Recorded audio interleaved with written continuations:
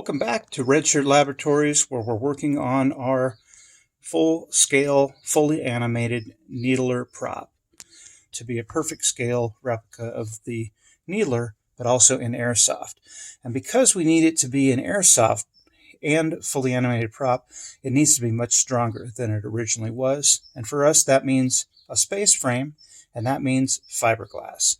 So what do I mean by space frame? Well, the original prop was screwed together, a bunch of parts.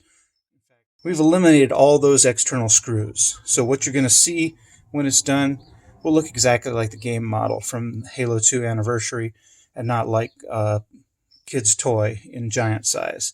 So space frame means we're going to have one single piece starting all the way at the back of the needle shroud, down through the middle, and out to the bottom body section of the needler. Is all going to be one single solitary piece, and then of course the upper shell with the needles will bolt onto that.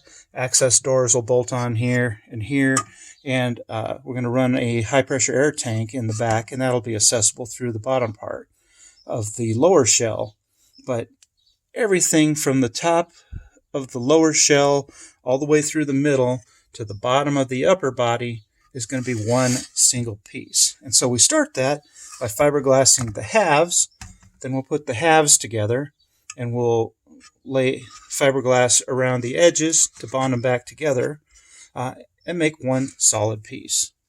So our weak point is right in here. When this is all done, just this section here, this side here, and this point right here are what provides strength through the middle of the needler. So we'll pay particular attention to how well those are glassed together, and that'll provide the strength. These are styrene spacers that are just in right now to hold the alignment of the top to the bottom. But once the fiberglass is in, there'll be no flex, there'll be no need for those. We'll take them out. And so what does the fiberglassing process look like for us? Well, we're going to catalyze the resin. We're going to brush in the resin where we're intending to glass, and we're going to use fiberglass mat like this. We're going to lay it on top of that resin. We're going to brush on another layer of the resin, and then we're going to take rollers like this one and squeeze out all the air bubbles to get it to lay flush. And we're going to do that across the whole thing, working up into the nose, working all the way through these weak points here, making sure they've got a couple layers so they've got the extra strength. And that is exactly what we have going right here. We've completed this side. We've got the initial layer of fiberglass on. You can still see through it to the layers of Rondo, the mix of 50-50 Bondo and resin that we use to fill in the details, because fiberglass does not like to turn corners. So we use the Rondo to kind of fill in all the details so that it would roller into the corners a lot easier, and it has done exactly that. This first attempt has turned out much better than I anticipated. I'm really happy with the result. So we'll get this cleaned up, and that's not going to be a small job. We got a lot of stray resin got on the outside, but this is all going to have to be sanded out anyway. We'll have to cut out the light details as well, but we'll get this thing back ready to go. And the thing here is there is just not hardly any flex in it, and that's just one half of it. When it's bonded together with its other half and tied into the rest of it, you're really going to have a strong piece here that's going to suit us extremely well. We finished our internal modifications to the pistol grip, including fiberglassing the inside, trimming off all the excess fiberglass.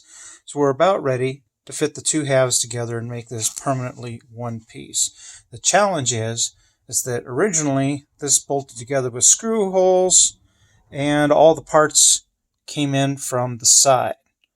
But in my iteration, this is all going to be one solid shell, so all the parts are going to have to come in from the top.